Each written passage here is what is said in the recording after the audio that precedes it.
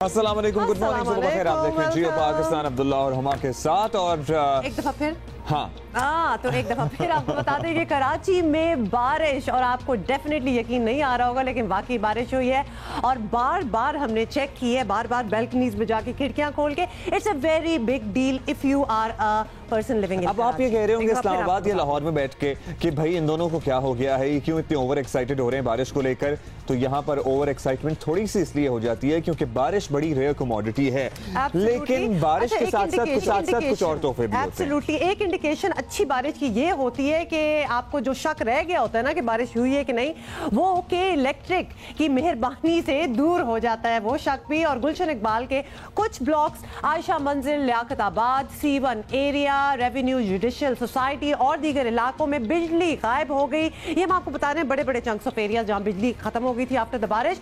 और मगरिब से आने वाला सिस्टम बारिश का बायस बना और बारिश से शहर की जो है वो फिजा कदरे साफ हो गई। डेफिनेटली कुछ फ्रेशनेस फीलिंग हो रही थी और समुद्री हवाएं जो है वो चलने से मौसम कुछ सर्द हो गया थोड़ा सा, नॉट लाइक स्वेटर टाइप। और आपको ये भी बता दें कि टेम्परेचर क्या हो गया, 14 डिग्री सेंटीग्रेड तक जा पहुंचा। मेरे जैसे लोगों ने तो शुक्र किया कि वो जो पौधे, वो जो दरख्त, वो जो मिट्टी से हटे हुए थे वो धुल गए हैं। साथ ही वो जो प्लास्टिक की कुर्सियां टेरेस या लॉन में पड़ी होती हैं उनको मैं कल परसों ही धोने का प्लान बना रहा था। अब मैंने कहा मैंने कल खुद बारिश में रख दी कि सर्फ भी डाल देते हैं, ये इसी बहाने धुल जाएंगी। जनाब लाहौर वाले भी खुश हो जाएं, वैसे तो खुश ही हैं। ऑल्दो स्मॉग और फॉग का सीजन कुछ इरिटेशनल भी हो सकता है, ना आपको घबराहट होने लगती है उस मौसम से बहुत दफा, लेकिन महकमा मौसमियात कहता है कि लाहौर में कई मकामात पर बूंदाबांदी होगी, बास मकामात पर तेज बारिश का भी इम्कान है। और जब लाहौर में बारिश होती है तो वो धुंध छट जाती है।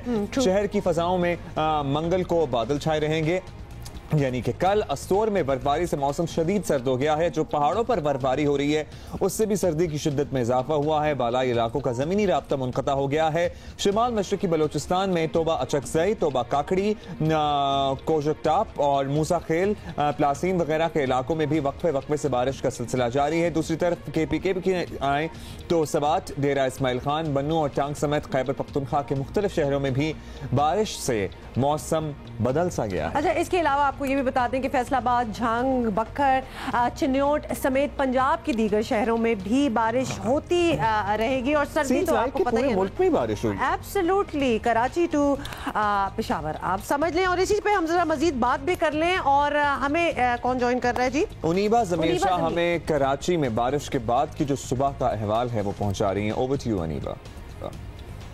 जी हाँ, कराची वालों को हमेशा से बारिशों का बेसब्री से इंतज़ार रहता है। कल कराची वालों ने मौसम सरमा की पहली बारिश देखी, लेकिन अफसोस ये बादल खुलकर बरस ना सके। सबसे ज़्यादा जो बारिश हुई वो लाहंडी के इलाके में 7 मिलीमीटर हुई, जबकि कुछ इलाकों में 1 से 2 मिलीमीटर बारिश हुई, लेकिन कुछ इलाकों में बिल्कुल भी बारिश नहीं हुई और वो लोग अब तक बारिश का इंतज़ार कर रहे हैं। उम्मीद ना हारें, क्योंकि आज भी इम्कान है कि कराची में वक्फे वक्फे से कहीं हल्की बारिश हो सकती है और कहीं बूंदाबांदी भी हो सकती है, लेकिन शाम तक ये सिस्टम कराची से बाहर निकल जाएगा। मौसम सरमा की बारिशें वैसे ही कराची में बहुत कम होती हैं और दिसंबर 2017 से अब तक कराची में कोई भी ऐसा स्पेल बारिश का नहीं आया है जिसमें बादल खुलकर बरसे हों। लेकिन हाँ, मौसम अभी कदरे बेहतर हो गया है। फ़िज़ाई आलूदगी की बात करें तो बारिश होने के बाद से जो फ़िज़ा में आलूदगी की मिकदार है वो काफ़ी हद तक कम हुई है। इस वक्त भी फ़िज़ा में आलूदगी की मिकदार मुतदिल दर्जे पर है और रात में तो काफ़ी बेहतर हो गई थी। आज जो कम से कम दर्जा हरारत है वो 18.5 डिग्री सेंटीग्रेड रिकॉर्ड किया गया। इस वक्त कराची में किसी भी सिमत से कोई भी हवा नहीं चल रही, लेकिन इम्कान है कि शुमाल मशरकी और जनूब मगरबी इलाकों से हवाएं चल सकती हैं। हवा में नमी का तनासुब 80% से ज़ायद है, जिसकी वजह से हद नज़र भी मुतासिर है। इस वक्त हद निगाह किलोमीटर के करीब है। ऑलराइट, सो उनीबा हमें अपडेट करनी थी, आज भी बारिश हो सकती है। 1 साल हो गया है। जी हाँ, दिसंबर 2017 से जो है कराची में खुलकर बारिश नहीं हुई थी, लेकिन कल बाज़ इलाकों में खुलकर बादल बरसे, बाज़ जगह पर अभी भी नहीं बरसे। हमारे साथ मौजूद हैं महकमा मौसमियात के डायरेक्टर अब्दुल रशीद साहब। बहुत शुक्रिया अब्दुल रशीद साहब। अब्दुल रशीद साहब, हमने कल भी देखा जो सुबह के औकात में बाज़ इलाकों में बारिश हुई थी, उसके बाद हब्स हो गया था, फिर रात में दोबारा एक छींटा लगा, खुलकर कहीं बारिश हुई, कहीं बारिश नहीं हुई। क्या है ये सिस्टम, कब तक ये कराची में रहेगा? के सिस्टम सर निकल रहा है और ये आज भी थोड़ी सी बूंदाबांदी का इम्कान है, कोई तेज बारिश का इम्कान नहीं है। और जैसे आपने अभी अर्ज किया, कल भी बहुत सारे इलाकों में बारिश नहीं हुई, कुछ इलाकों में बूंदाबांदी की रिपोर्ट रही और कुछ इलाकों में ये है कि तेज बारिश तो हुई मगर ज्यादा देर तक नहीं हुई। डिफेंस के इलाके में, खासतौर पर क्लिफ्टन के इलाके में 2-3 मिनट तेज बारिश हुई, फिर वो हल्की हो गई, सब बंद हो गई। तो मतलब ये है कि सिस्टम जो है अब निकल रहा है, पेशावर तक पहुंच गया है। इसको पेशावर में भी बारिश हो रही है और ये आज अपर पंजाब में भी बारिश देगा सिस्टम, और उसके बाद फिर गिलगित कश्मीर की तरफ बारिश देगा कल परसों तक और खत्म हो जाएगा। और कराची में अब सिर्फ बूंदाबांदी की उम्मीद से ज्यादा कुछ नहीं। जी अच्छा अब्दुल रशीद साहब, ये भी बता दीजिएगा कि दिसंबर की, जब हम कराची के हवाले से बात कर रहे हैं, दिसंबर में दिन में कराची वाले गर्मी बर्दाश्त कर रहे हैं बहुत शदीद किस्म की, तो क्या आने वाले दिनों में कराची वाले भी कुछ सर्दी का कुछ मौसम आएगा हमारी तरफ?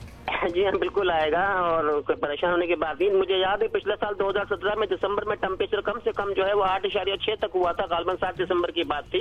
अभी तक हम लोग 14 से नीचे नहीं आए 2018 के दिसंबर में, लेकिन उम्मीद है कि हम मिड दिसंबर तक जब पहुंचेंगे तो 10 तक आ जाएंगे और 8-10 तक फिर जनवरी के पहले हफ्ते में, दूसरे हफ्ते में इंशाअल्लाह टेम्परेचर आ जाएगा। जो सर्दी होती है इससे ज्यादा नहीं होगी कराची में, और फिर फरवरी में फिर सुबह शाम की रह जाएगी, तो फिर आपको गर्मी लगेगी। तो थोड़ी सर्दी अभी दिसंबर के आखिर में, जनवरी के शुरू में हम महसूस करेंगे और यही हमारा एंजॉयमेंट होगा। यानी कि अब्दुल रशीद साहब, जितने हमने स्वेटर, कंबल, लिहाफ पहनने हैं वो इन 15-20 दिनों में पहनने, ये तो आपने क्लियर कर दिया है। बाकी मुल्क की क्या सूरत हाल रहेगी?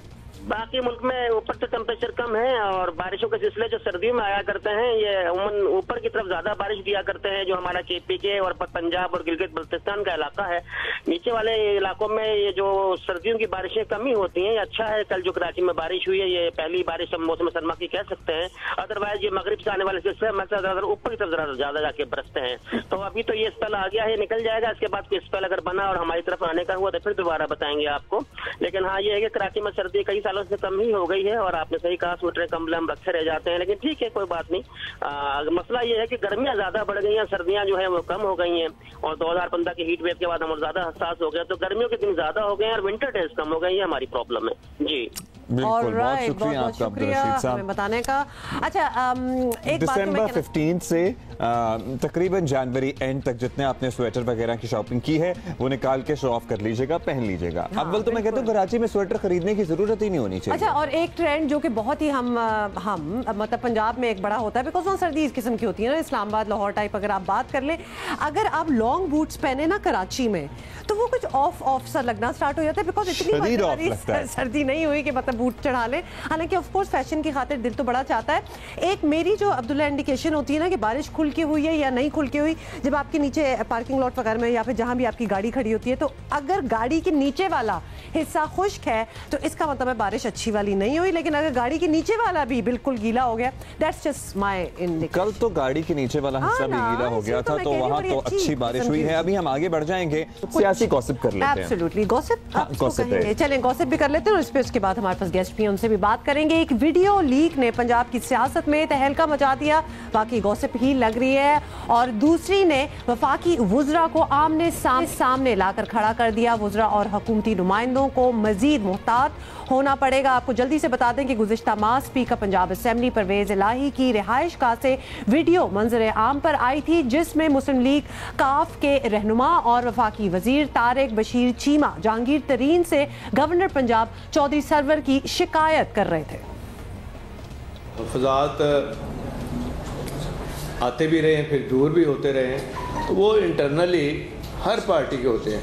आप जिस कोलिशन में चल रहे होते हैं बड़ी पार्टी के साथ, तो वहाँ कई सूरत हाल कई जगहों पे ऐसी आ जाती है कि जिससे पार्टी के लोग इग्नोर हो जाते हैं। कोई किसी किस्म की गलतफहमी नहीं है। इस हमारे मुल्क में पंजाब में सिर्फ एक चीफ मिनिस्टर है, वही एक पावर सेंटर है, बाकी सब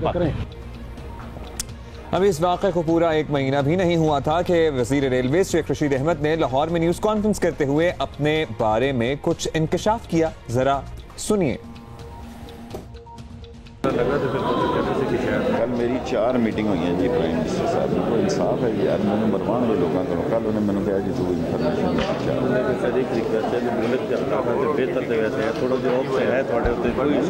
मेरे से मत कोई शक नहीं, मैं रात ही जानना जी मेरे बोझ बढ़ जाएगा, लेकिन मारन गए वो देखो ना लंदन पिकनिक मना रहे हैं 8 दिन वाली उन्होंने मैं कल क्या वापस आ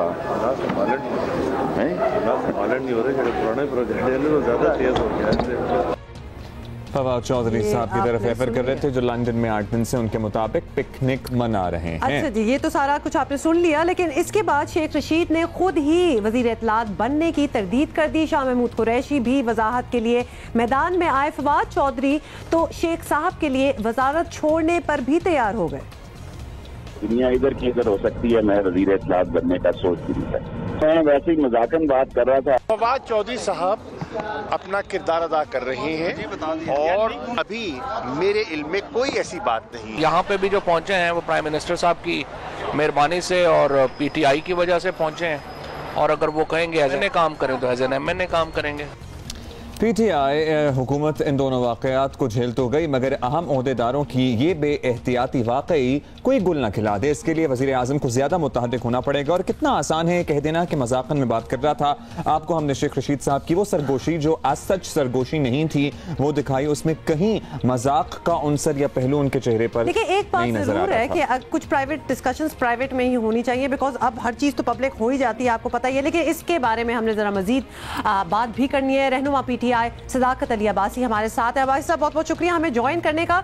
एक वीडियो लीक लाहौर से आई थी, हम पुरानी वाली बात करें, जिसमें जहांगीर तरीन के बारे में भी कुछ बोल रहे थे, लेकिन कुछ शेख रशीद की ऑफ कैमरा बातें अभी हमने सुनाई हैं। आप हमें ये बताएं कि हुकूमती नुमाइंदे गैर मुहतात तो नहीं हो रहे? जी, जो लाहौर वाली थी वो भी एक शिकायत थी जो उनकी ऑफ कैमरा बात थी, और उससे भी 1-2 दिन या बहस बनी, और शेख रशीद साहब की भी कल बात जो चली उस पर भी बहस बनी। तो एक बात जो इसमें अच्छी है वो ये है कि खुदा न खास्ता कोई ऐसी बात नहीं है जिसमें किसी की करप्शन की कोई स्टोरी हो, किसी के कोई पैसे लेने देने की बात हो, किसी का कोई गलत काम हो। ये एक नॉर्मल डिस्कशन है, और तहरीक इंसाफ ने ये भी एक रवायत कायम की है, तहरीक इंसाफ की हुकूमत ने, कि वज़रा की कारकर्दगी पहले तो 100 दिन का उनको टारगेट दिया गया, लिख के चीज़ें बताई गई, और फिर 100 दिन के बाद लिख के ये माना गया कि 34 में से 18 हमने पूरी कर ली हैं और 16 अभी रहती हैं। फिर उसके बाद ये कहा गया कि हमारे जिन वज़रा की कारकर्दगी ठीक नहीं है उनके ख़िलाफ़ कार्रवाई होगी और उनसे उनके ओहदे बदले जाएंगे या उनमें से किसी को वजारत ली जा भी सकती है। तो ये एक मुल्क में ऐसा निज़ाम आ गया है कि हर बंदे को सेल्फ अकाउंटेबिलिटी का सामना करना पड़ा है। अच्छी बात है, आपसे अकाउंटेबिलिटी की भी बात कर रहे हैं। ऐसी कोई वीडियो या अफवाह सामने आने के बाद सब तरदीद कर देते हैं, ये भी हमने देखा मुस्बत फेल है। लेकिन क्या पार्टी क़यादत ने परवेज़ इलाही, तारिक बशीर चीमा या शेख रशीद साहब से पूछा कि उन्होंने ऐसी बात की थी तो क्यों की थी, और मज़ीद एहतियात करते हैं ऐसी बात करने से पहले? ज़रा देखिए, जहाँ तारिक बशीर चीमा साहब हमारे एक एलाए हैं, हमारे एक इत्तेहादी हैं, और इत्तेहादियों के दरमियान आपका जो पावर शेयरिंग होती है उसमें गिले शिकवे भी होते हैं, बाज़ औक़ात उनका हक मारा भी जाता है, बाज़ औक़ात वो ज़्यादा हक भी मांगते हैं। तो वो जो बात उन्होंने की थी वो बात ये थी कि चौधरी सरवर साहब उनके हलके में मुदाखलत कर रहे हैं और वो शिकायत लगा रहे थे। ये आपको मैं बता दूं कि जिस हलके की वो बात कर रहे हैं उस हलके में PTI के कैंडिडेट भी थे और वो चौधरी सरवर साहब के जानने वाले थे। तारिक बशीर चीमा साहब क्यूली से इलेक्शन लड़े थे, उन दोनों का मुकाबले में इलेक्शन था। इलेक्शन के बाद हमारा अलायंस है, लेकिन वहाँ पे PTI एग्जिस्ट करती है। तो उनका कहना कि उधर चौधरी सरवर साहब मुदाखलत कर रहे हैं, एक लिहाज से सही भी, उनका शिकवा भी बनता है, और एक लिहाज से सही भी है कि PTI ने अपनी तंजीम या अपना जो वहाँ पे कैंडिडेट है उनको ख़त्म तो नहीं कर दिया, लिहाजा वो गिला शिकवा था। हाँ, वो अलग बात है कि चूँकि वो डिस्कशन थी और ऑडियो बंद करके वीडियो शेयर होनी चाहिए थी, जो उसमें ऑडियो और शायद उन्होंने नोट नहीं की और ग्रुप्स में शेयर होगी, तो वो है। और मेरा ख्याल है कि इस पे हमें मोहतात होना चाहिए। अब आशिक साहब, जब कोई चीज़ लीक होती है तो वो गिले शिकवे जो पार्टी के अंदर ही होने चाहिए, फिर पूरी आवाम बैठ के वो उसको कर रही होती है डिस्कस। तो इसलिए हम कह रहे हैं कि ये लीकेज कुछ कंट्रोल होना चाहिए। अब जैसे कि अभी मेरा अगला सवाल भी आपसे यही है कि ताज़ा लीक जो अभी आई है, क्योंकि आगे भी कुछ हो सकता है, ताज़ा लीक के बाद हुकूमत के अंदरूनी हल्के क्या कह रहे हैं, आप हमें एक्सप्लेन कर दें। अगर सूरत हाल कुछ ऐसी बन जाती है जिसका शेख रशीद साहब कह रहे हैं, तो आप लोग फवाद चौधरी के साथ होंगे या शेख साहब के साथ? देखिए, ये फवाद चौधरी साहब और शेख रशीद साहब का ये झगड़ा नहीं है, ना इस झगड़े का वो हल कर सकते हैं, ना उनके पास इख्तियार है। टीम के कप्तान इमरान खान हैं, प्राइम मिनिस्टर इमरान खान है, और उनका ये अपना इस्तेहकाक है वो किस खिलाड़ी को कहाँ पे वो फील करते हैं। लिहाजा गाइड करते हैं कि शेख रशीद साहब को वज़ीर इत्तलात लाना है, जो वो डिनाई कर चुके हैं दोनों पार्टीज़। लेकिन अगर वो डिसाइड करते हैं तो ना उसको फवाद चौधरी साहब कुछ कह सकते हैं, ना कोई और कुछ कह सकता है। लेकिन मैं समझता हूँ ज़ाती तौर पे फवाद चौधरी साहब भी हमारे दोस्त हैं, शेख साहब मैं एक ही ज़िले से हैं, हम एक ही शहर से हैं। तो शेख साहब जिस काम में लगे हुए हैं वो बहुत अच्छा काम है।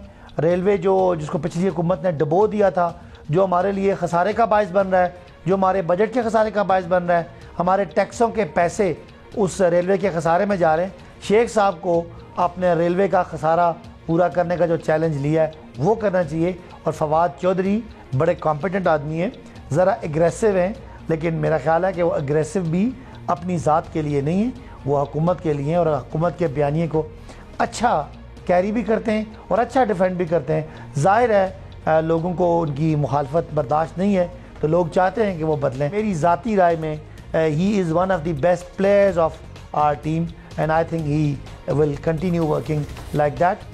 सदाकत अली अब्बासी साहब, बहुत शुक्रिया आपका। आप कह रहे हैं कि वो बड़े कॉम्पिटेंट हैं, बड़े एग्रेसिव भी हैं अपने काम को लेकर, लेकिन शेख साहब को लगता है कि वो सैर कर रहे हैं गुज़श्ता दिनों से, और उन्होंने कह भी दिया वापस आ जाएं। तो लेट्स सी कि कब वापस आते हैं, और जब वापस आते हैं तो क्या बयान देते हैं। लंदन से जो उनका बयान था वो तो हमने आ गए जी, वापस आ भी गए हैं।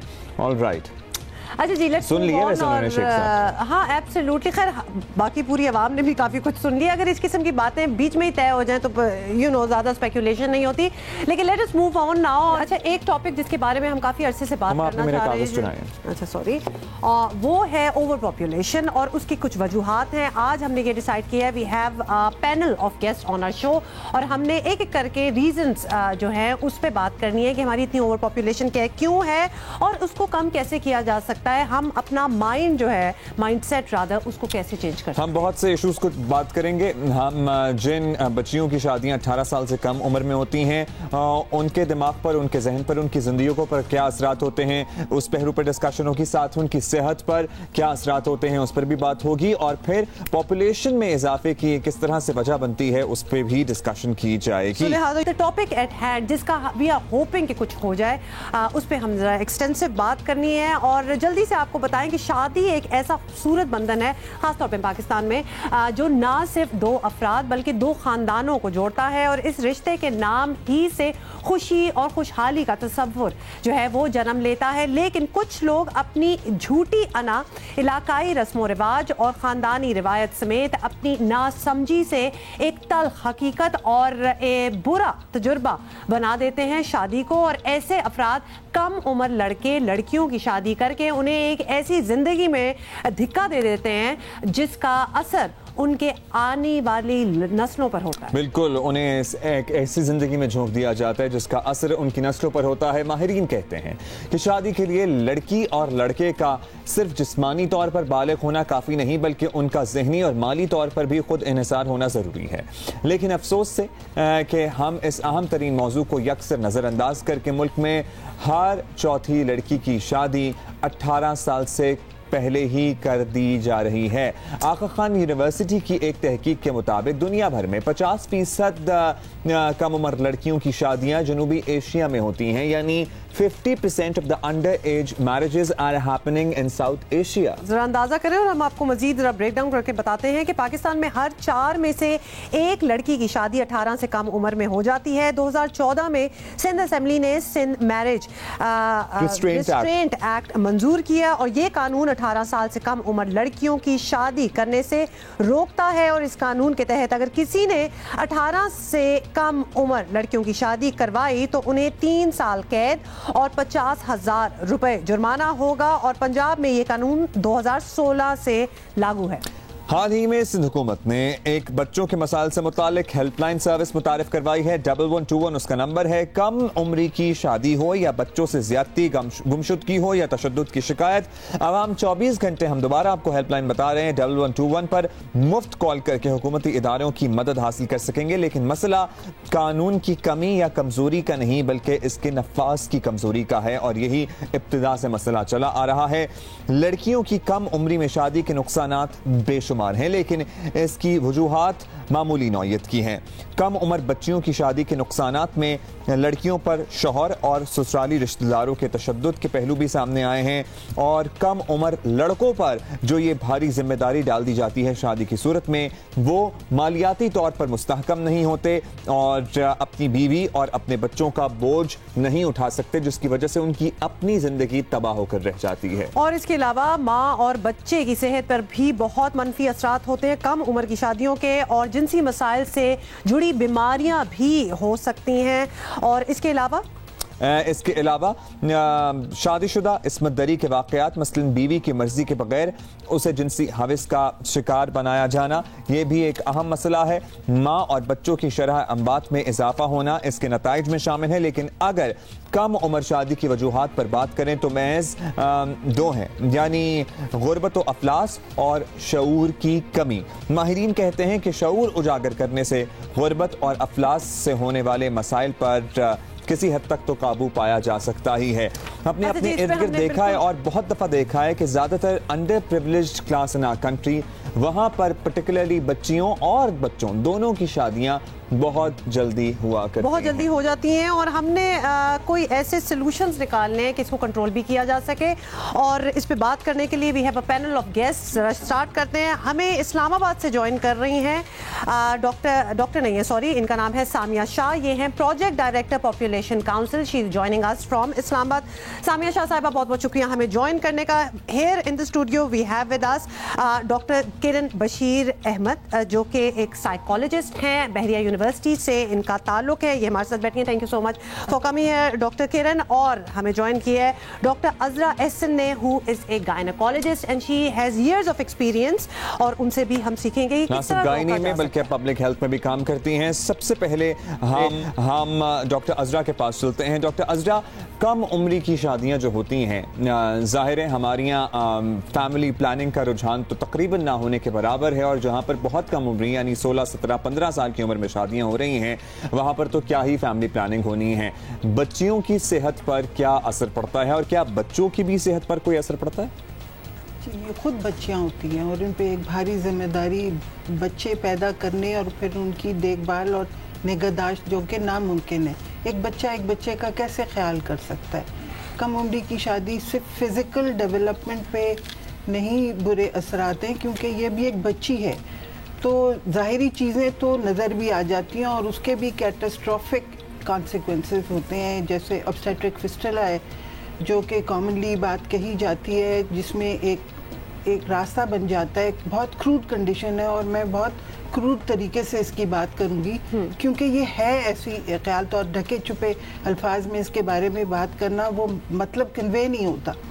तो होता ये है कि एक कम उम्र की बच्ची जिसके पैदाइश के रास्ते ही तंग हैं, उसे एक बच्चे ने आना है, और बच्चा जब आता है ऐसे रास्ते से तो तोड़ फोड़ करता हुआ आता है, और उस तोड़ फोड़ की वजह से एक सुराख बन जाता है मसाना यानी पेशाब की थैली और बच्चेदानी का रास्ता, यानी जहाँ से आपको मावारी आती है, और एक कॉन्स्टेंटली फिर आपको पेशाब बहता रहता है। और अगर यही रास्ता आंतों के दरमियान और बच्चेदानी के दरमियान बन जाए तो पखाना भी बहता रहता है।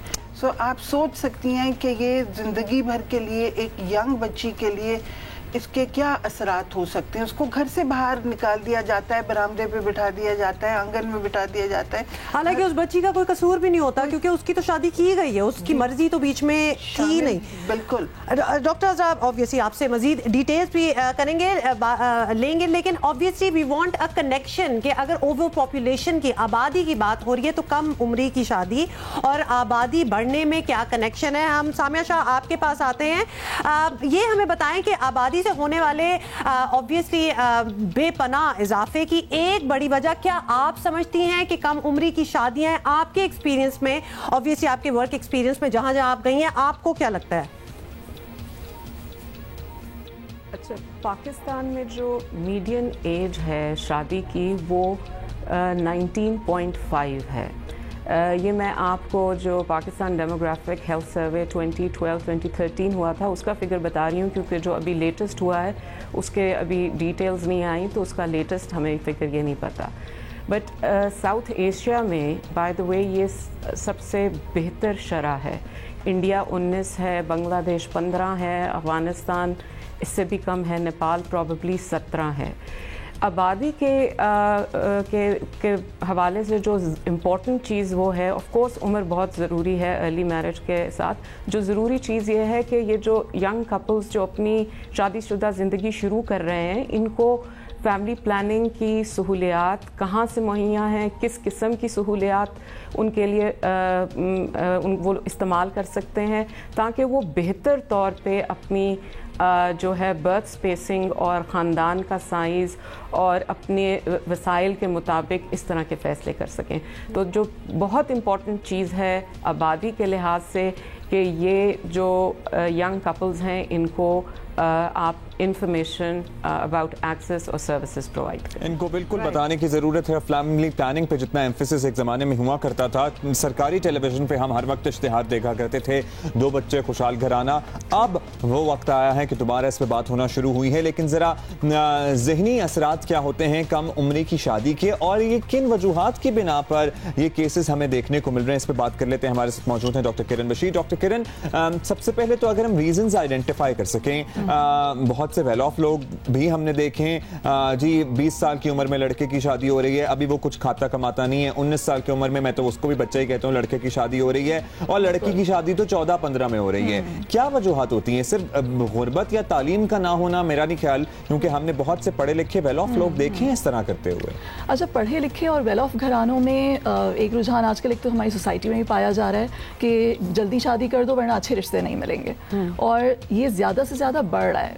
लोगों की बहुत ज़्यादा एक तवज्जो का मरकज़ ये बना हुआ है कि शायद लड़की की उम्र भी निकल जाएगी, लड़का हाथ से निकल जाएगा। बहुत सारे लड़के इस वक्त they are going abroad for further studies. अच्छा, सिर्फ एक पॉइंट ऐड करूंगा डॉक्टर किरण, हमारी अम्मा कहती हैं इस मुंडू ने तो आखिर आई सी, तो वो लड़कों को भी आखिर आई होती है बहुत सी दफा। वो 15 साल की उम्र से माँ बाप से कहना शुरू हो जाते हैं कि शादी कर दें हमारी।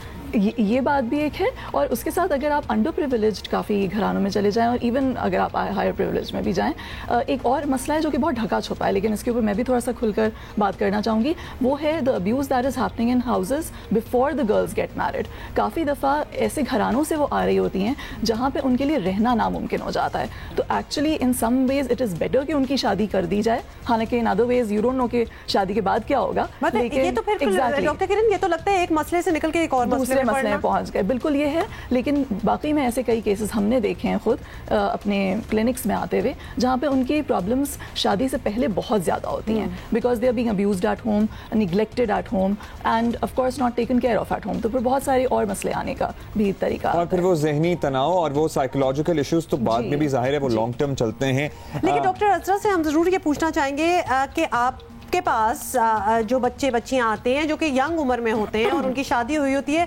ये सामिया साहिबा भी हमें बता रही थी कि इतनी यंग उम्र में शादी हो जाए तो शायद उनको इतना पता भी नहीं होता कि कॉन्ट्रासेप्टिव्स होते क्या हैं या फिर क्या करना है क्या नहीं। आपके एक्सपीरियंस में आपको भी यही लगा कि बच्चे वाकई बच्चे हैं, इनको इतनी नॉलेज, इतनी डिटेल नहीं पता कि क्या क्या तरीके हैं दुनिया में कि आप इतनी जल्दी अपनी फैमिली शुरू ना करें?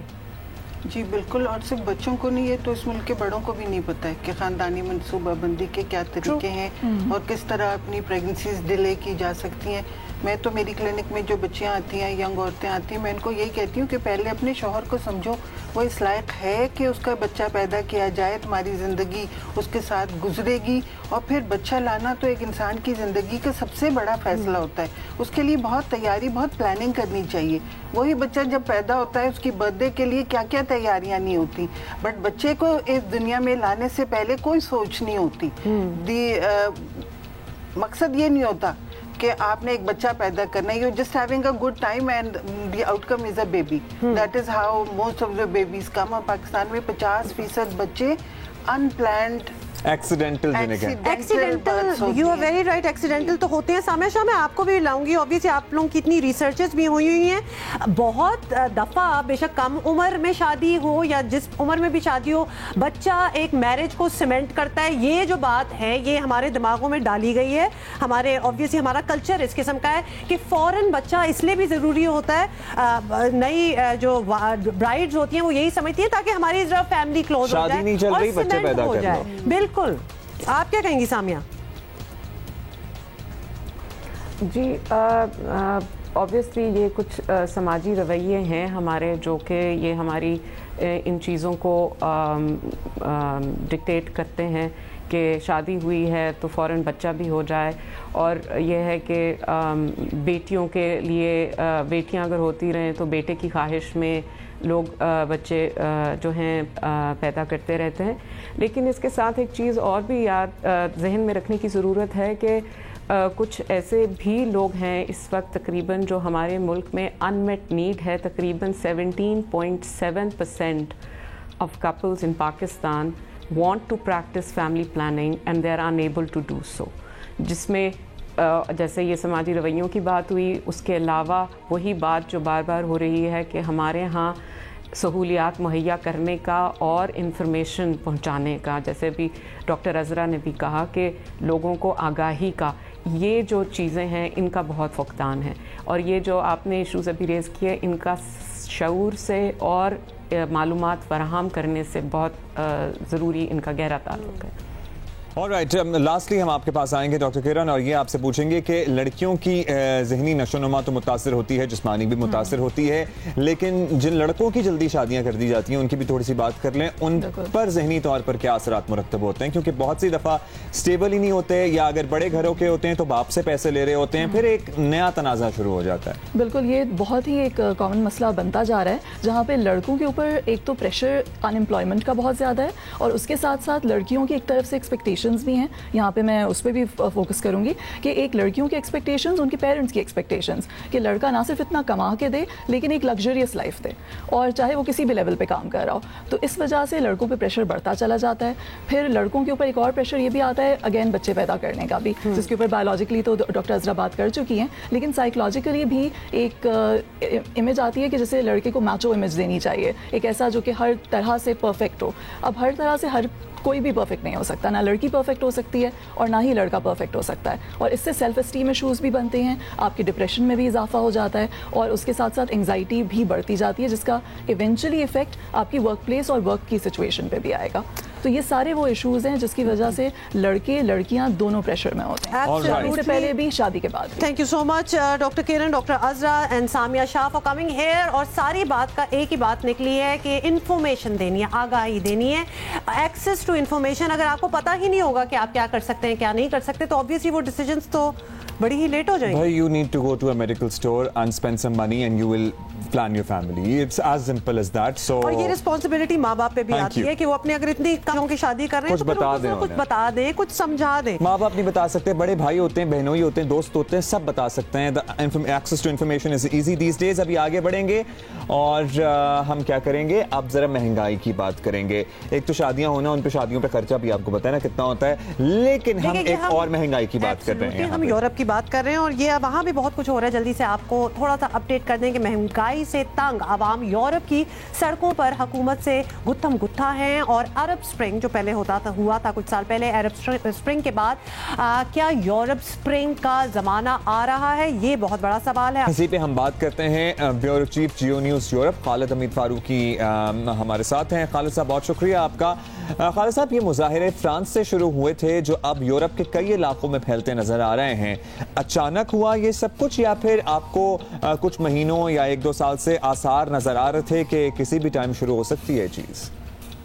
इस तहरीक का मरकज़ फ्रांस है और फ़्रांस में ये तहरीक शुरू हुई है 17 नवंबर से, और वहीं सबसे ज़्यादा इस तहरीक में शिद्दत है। इसका कुछ असर बेल्जियम में आया है, ख़ास तौर पर फ्रांसीसी इलाक़ों में और फ्रांसीसी बोलने वाले इलाक़ों में, क्योंकि यहाँ बेल्जियम में 2 ज़ुबानें बोली जाती हैं, फ्लामिश और फ्रांसीसी। और फ्रांसीसी जो ट्रेड यूनियन हैं उनका भी एक ताल्लुक़ है फ़्रांस से, और फ़्रांस यहाँ से बहुत करीब है। पेरिस का फासला सिर्फ 280 किलोमीटर है यहाँ से, और बहुत ज़्यादा माशी एक दूसरे से कनेक्शन है। इस वजह से यहाँ भी हंगामे हुए हैं और यहाँ पर भी एहतजाज हुआ है। लेकिन जो दूसरे ममालिक हैं, बड़े ममालिक यूरोप के, जिसमें स्पेन है, जर्मनी है या पोलैंड है, जहाँ एक ट्रेड यूनियन की तारीख़ है, वहाँ अभी हंगामे नहीं हुए, और ऐसा लगता है कि वहाँ शायद ये हंगामे पहुँच भी नहीं पाएँ। तो इस तरह पूरी तरह यूरोप में नहीं हो रहे, और ये महदूद हैं फ्रांस और ब्रसल तक ये हंगामे। अच्छा फारूकी साहब, ये भी बताइएगा कि यूरोप में इस तरह के मुजाहरे तो हमने देखे हैं, पहले भी होते रही हैं, लेकिन जल्द ही उन पर कंट्रोल यानी काबू भी पा लिया जाता था। तो इस पर ये कंट्रोल से बाहर क्यों है? क्या बहुत मुनज़्ज़म ग्रुप है ख़ास तौर पे, जिसका यही बताया जा रहा है कि कोई लीडर भी नहीं है?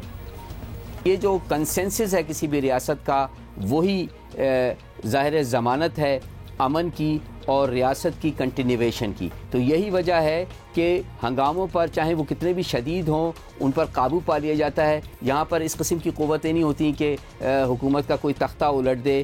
एक कंसेंसस होता है। अगर ये बात तस्लीम कर ली जाती है कि हुकूमत से इस तरह की कोताहियाँ हुई हैं और वो परफॉर्म नहीं कर पाई, तो वो नए इलेक्शन की तरफ चले जाते हैं, और नए इलेक्शन में नया मैंडेट दे दिया जाता है, और जिस पार्टी को दे दिया जाता है वो पार्टी बरसरे इख्तिदार आकर मसाइल को हल करने की कोशिश करती है, और आवाम के जायज़ मुतालबात को बहरहाल मद्देनज़र रखा जाता है, और आइनी तकाज़े यहाँ पूरे किए जाते हैं। फारूकी साहब, ऐसे हालात आपको याद होगा चंद साल पहले अरब ममालिक में देखे गए थे, और फिर अरब स्प्रिंग हुआ, उसके नतीजे में जो कुछ हुआ वो भी दुनिया ने देखा।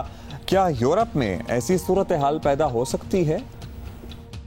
खुशहाली है, इस्तेहकाम है, पार्लियामेंट है, इसलिए यहाँ पर अरब स्प्रिंग की तरह का जो है वो रुझान नहीं है।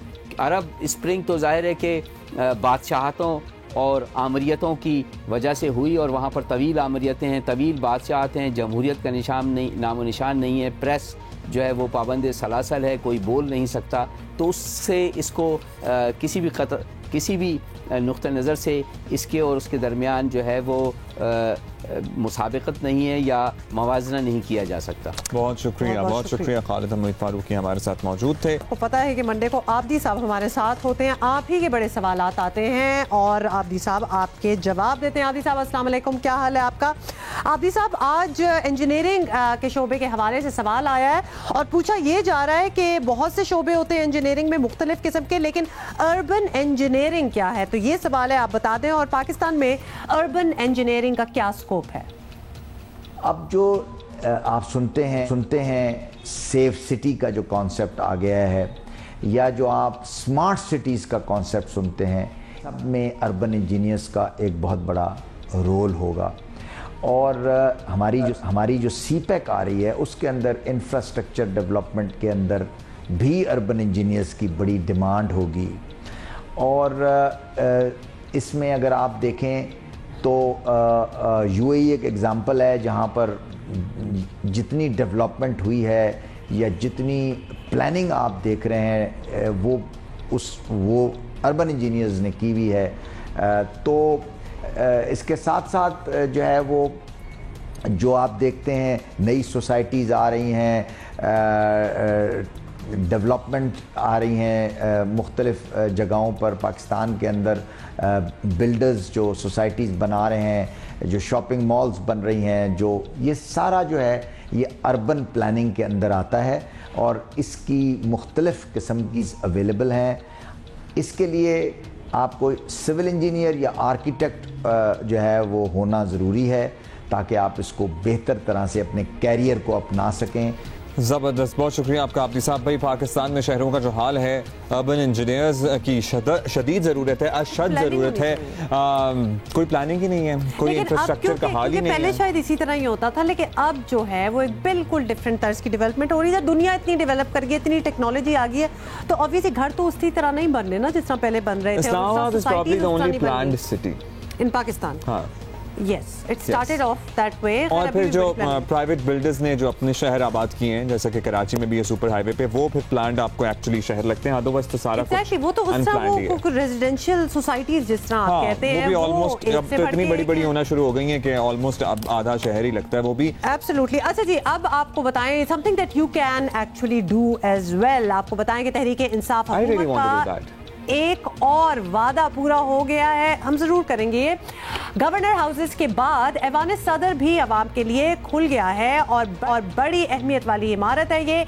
देखने वाले सीखेंगे भी बहुत कुछ और ऑब्वियसली तस्वीरें वगैरह भी ले सकते हैं। सूबाई गवर्नर हाउसेस के बाद अब ऐवान सदर को भी आवाम के लिए खोल दिया गया है।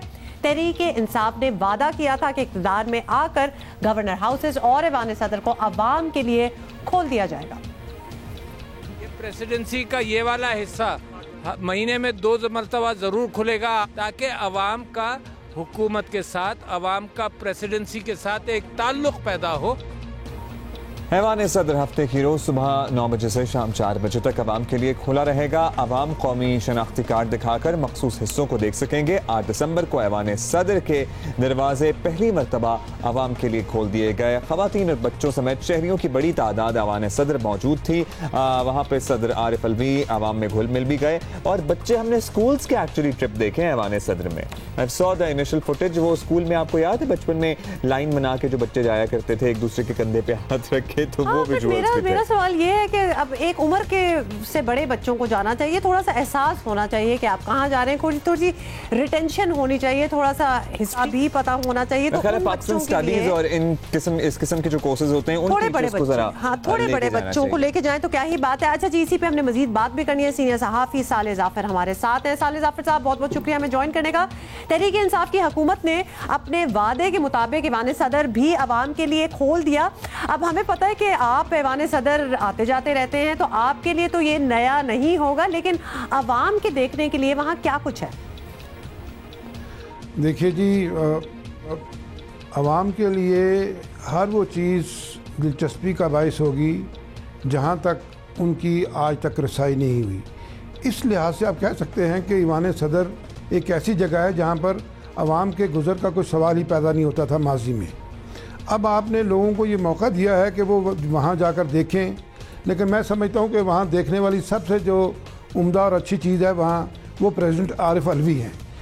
सबसे पहले ये उन लोगों को मौका मिलेगा कि वो प्रेसिडेंट आरिफ अलवी को देख सकें कि हमारे सदर साहब जो हैं उनकी बात किस तरह हैं और वो किस मिजाज के आदमी हैं। लेकिन इसके साथ साथ मैं आपको ये भी बताता चलूँ कि ये कोई हर रोज़ का ये अमल नहीं होगा। ये ऐसे हफ्ते में एक दिन या महीने में एक दिन लोगों को ऐवान सदर जाने का मौका मिलेगा। ऐवान सदर कोई ऐसी शानदार और ज़बरदस्त इमारत नहीं है, ये तामीर के लिहाज से कोई बहुत आला शाहकार नहीं है, लेकिन एक बात ज़रूर है कि उसके साथ एक तारीख़ है। तारीख तो सारा हमारी एक्साइटमेंट ही खत्म कर दी। हम तो लुक फॉरवर्ड। भाई वो कह रहे थे आर्किटेक्चरल वाइज कोई बहुत कुछ आकार नहीं है आर्किटेक्चर का, लेकिन ये जाहिर है कि उससे तारीख जुड़ी है। तो साले साहब, गवर्नर हाउसेज और ऐवान सदर वगैरह आवाम के लिए दिहाइयों से नोगो एरियाज थे, ये बात तो आम है कि अब ये खुल गए हैं। हुकूमत के हालिया इक़दामात से एक अपनायत वाला तासुर तो उभरा है, इसमें कितनी कामयाब रही है PTI की हुकूमत?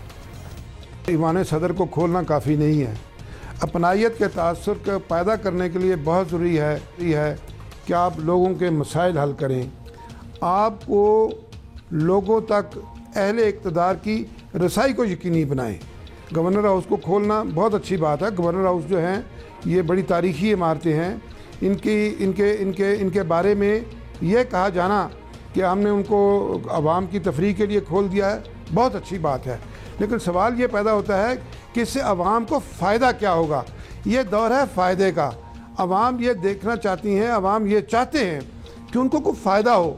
फ़ायदा आवाम को जब ही हो सकता है जब आपको सूबे का चीफ मिनिस्टर वहाँ मिल सके, सूबे का गवर्नर आपको मिल सके वज़रा मिल सके, इन लोगों से लोगों के काम है वो उन लोगों को मिल सके। साले जाफर साहब, आई डोंट थिंक ऐसा होने वाला है। ऑब्वियसली उनके पास इतने और काम है, they are so such busy people कि आवाम से इस तरह मिलना, तो we don't really see that happening. Obviously अभी तमाम इमारत तक आम शहरियों की रसाई तो हो गई है, लेकिन ये भी एक बात बताएं कि यूनिवर्सिटी वगैरह बनाने का भी प्लान था, कुछ इस किस्म की भी शुरू में पीटीआई की हुकूमत में ये बात हुई थी, तो वो काम कब तक पूरा होता नजर आ रहा है आपको?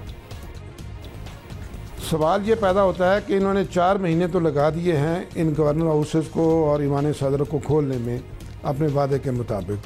अच्छा हुआ थोड़ी सी ताख़ीर हुई, लेकिन जहाँ तक इनको यूनिवर्सिटी बनाने का तल्लक है, इनको सेंटर ऑफ एक्सीलेंस बनाने का तल्लक है, अभी तक तो कोई मंसूबा हमारे इल्म में नहीं है। लेकिन हो सकता है कि इनके जहन में हो कि साल 2 साल गुजरने के बाद जब इनके पास फ़ंड्स की फरावानी हो, रकूम इनके पास आ जाएं और इनकी किटी में पैसे इकट्ठे हो जाएं, तो वो यकीनन इसकी तरफ सोच सकते हैं। लेकिन मैं नहीं समझता कि ये पहली तरजीह होगी इनकी, और ये पहली तरजीह नहीं होनी चाहिए। लेकिन इनके अज़म में ये बात मौजूद रहनी चाहिए, इनके जहन में ये बात मौजूद रहनी चाहिए कि इन्होंने आवाम से वादा किया था और अब बहुत शुक्रिया। आज़म में मौजूद रहनी चाहिए बात। ज़ाहिर है अभी तो हालात बहुत और हैं, प्रायोरिटीज़ कुछ और हैं। अभी तो आम आदमी के सर्वाइवल की जंग है जो पूरा पाकिस्तान मिलकर लड़ रहा है। केस अभी भी 4 महीने हुए, कोई 4 साल नहीं गुजर गए, तो हो सकता है इंशाल्लाह we are still looking forward to things happening. हम आपसे मुलाकात करेंगे इंशाल्लाह tomorrow. Have a great day. See you, खुदा हाफिज़।